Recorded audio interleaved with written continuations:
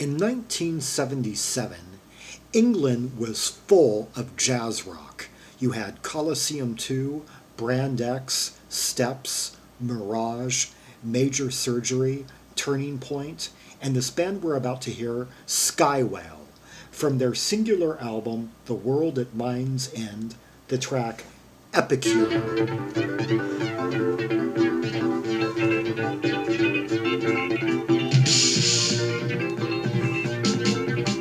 Alright, we've got this really like arpeggiated keyboard line, really staccato, that just characterizes the piece throughout. It's a very distinct way of playing, unique to this piece. I can't think of many to compare it to, really. That put that kind of an emphasis on the pieces like that, make it the centerpiece.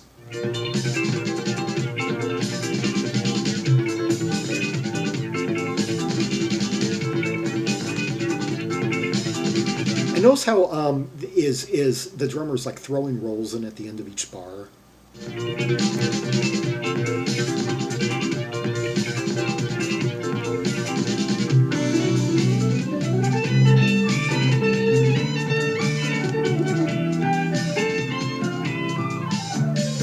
Now we have our first like distinct melody of the track, and yet still that intro motif is really the part that sticks in the mind.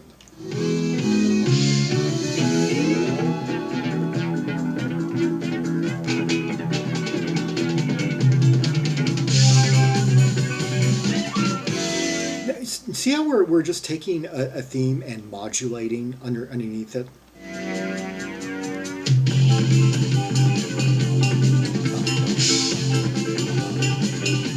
F.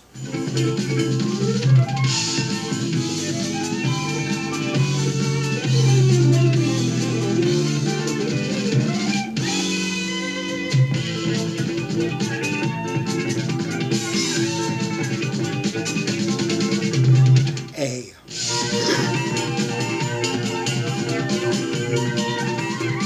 B flat.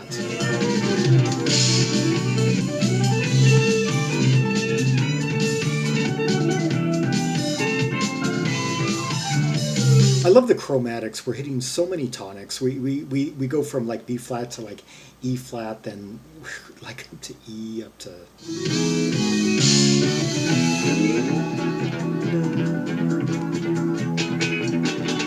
Now we're back in F, but we're an octave higher.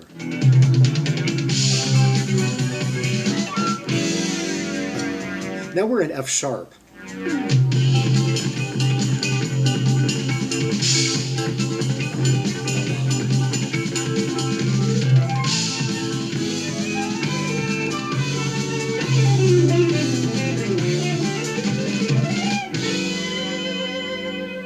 Let's see who we have got here.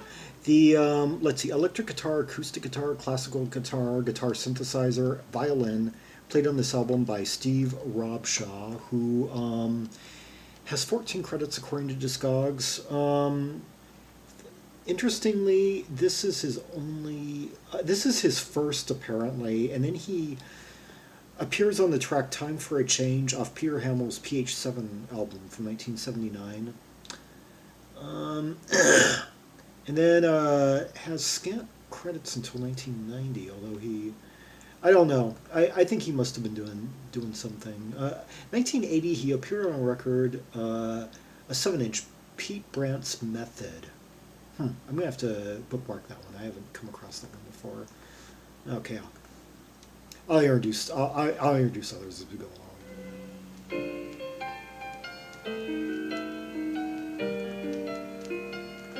And now we are hearing the piano work.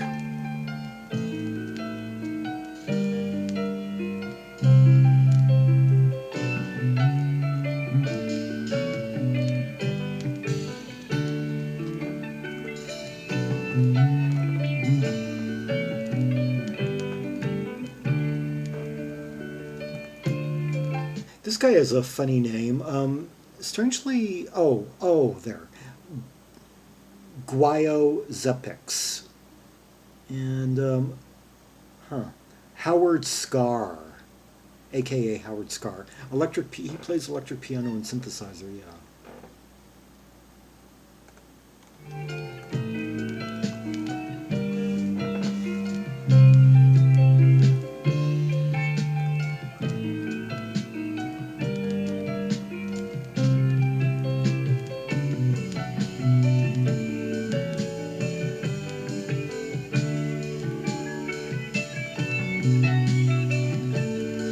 this is the second one guy I've looked up in the credits who had kind of a gap in credits after this. I'm thinking he must have went into teaching or something. Like I think a lot of musicians in this vein went into like became conservatory music teachers and such like that, or they may have done library music under aliases that just aren't accounted for in these databases, but they had to have been active. They were just too, these guys were just too good to be sitting on their talents.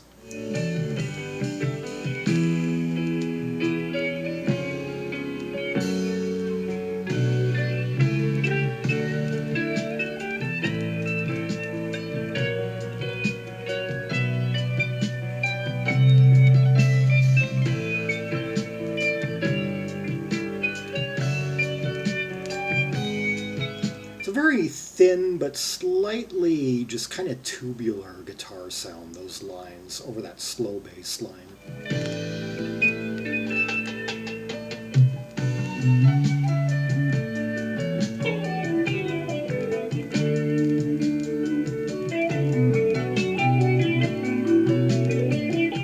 Todd plays flute, tin whistle, and soprano saxophone on this album, and according to Discogs, this is his only credit.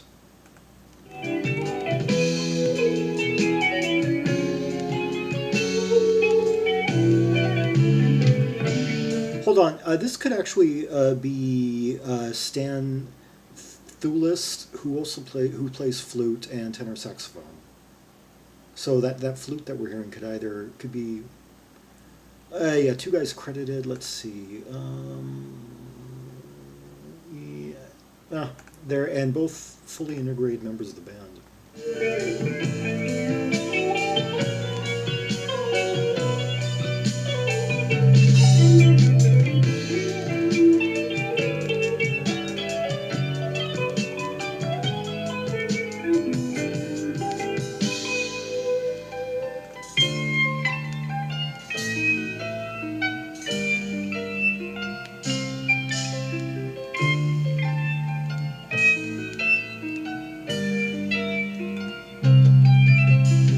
And the bass work is by Dougall Airmole, who apparently this is his sole credit.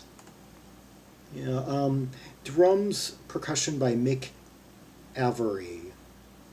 Yeah, when I first saw that name, I was thinking Mick Avery of the Kinks. I was thinking, no way, couldn't have been, or could it? No, different guy.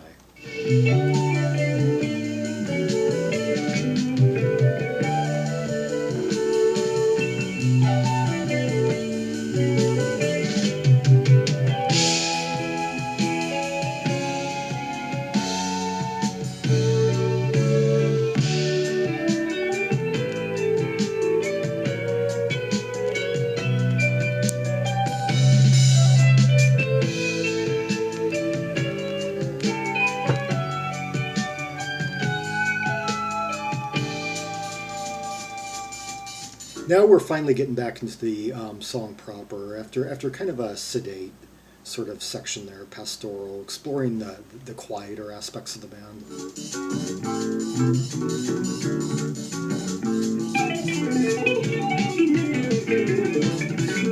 Now here, just those legato licks, just so fluid, running through like that. First we had that electric piano putting down a rather distinctive like arpeggiated pattern, and then the guitar just starts running through like that.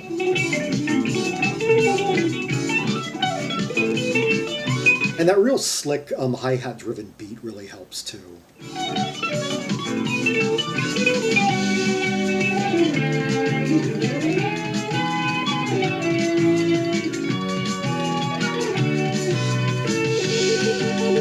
We're on a wild goose chase.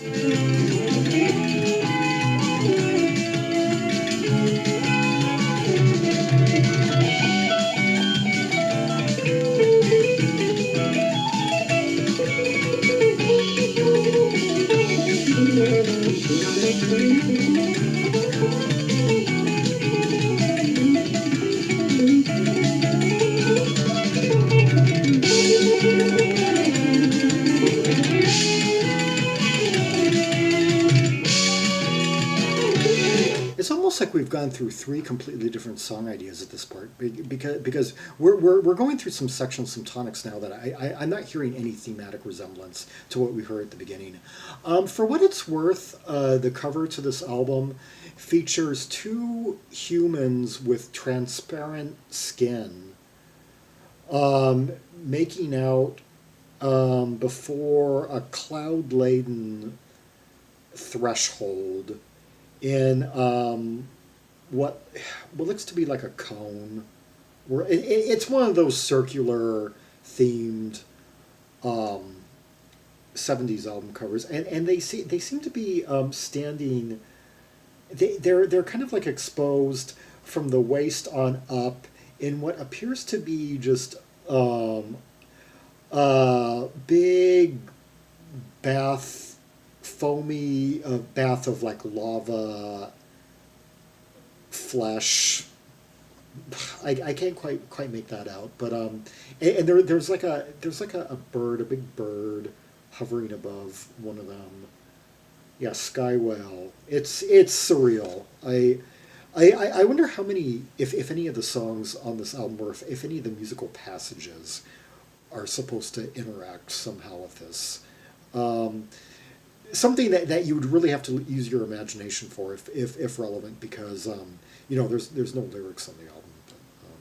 But then again, I always wonder when I hear instrumentals like this, I have a lot of character, a lot of depth to them, and different mood shifts and all. I wonder if there were certain theme stories in mind that inspired what we're hearing.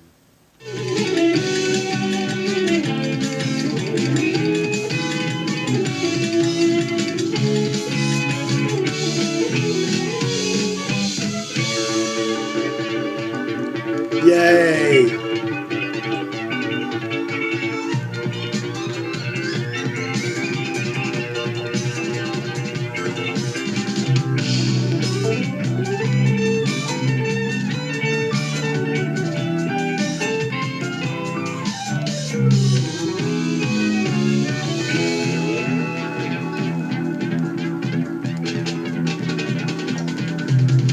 Oh, I just love that drumming that over that kind of that trebly sound we were just hearing that. Do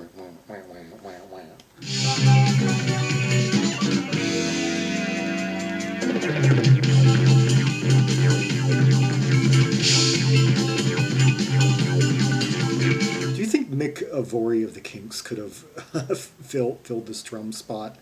If they were the same guy, given the similarity, if Avery was Avery, change one letter and. Do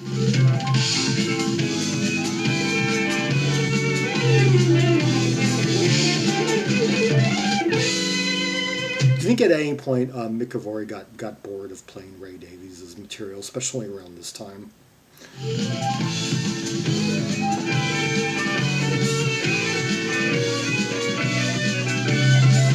May have just slightly modified his name so he could get away, so he could break the rules of whatever contract he was under with, like what the Kinks were signed to Arista. That's the year that 77 is the year the Kinks signed to Arista and put out Sleepwalker, and so if he was forbidden from playing on with a band signed to another label, maybe he just moonlighted pretending to be someone else so he could get some other side of his playing out of his system. Because how could a guy this good have so little credits to his name? He had to be doing something.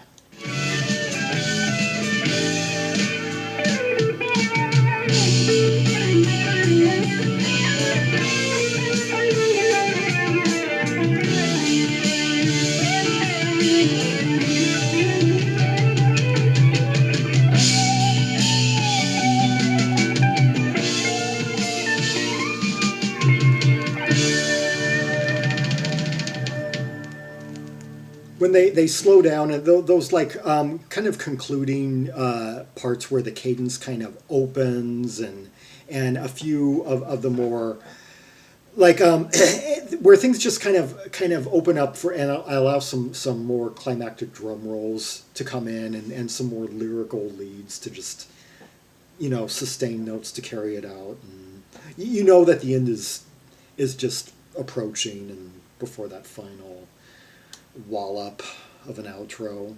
Anyway, that was Skywhale with the track Epicure from the album The World at Mind's End, the English jazz rock band's Singular album from 1977, released on Firebrand Records.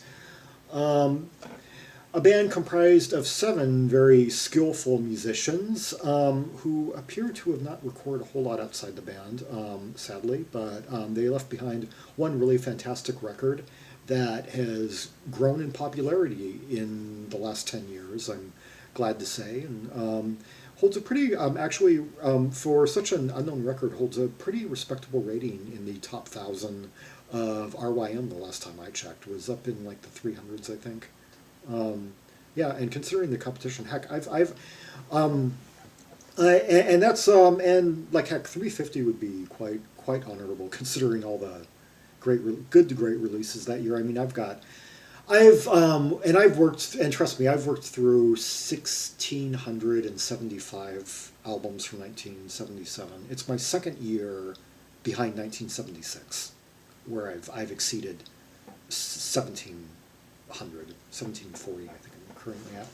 Anyway, yeah, for more Rubies and Sapphires from the Skywhale album, see the directory of albums by English S artists linked in the description below, where you can get this album and see the reds, the purples, cue them up at your leisure, explore them, get into them, and as well as other English jazz rock bands in the S part of the alphabet, like Soft Machine, throughout their career, 1968 through 1981. Soft Heap, the spin-off.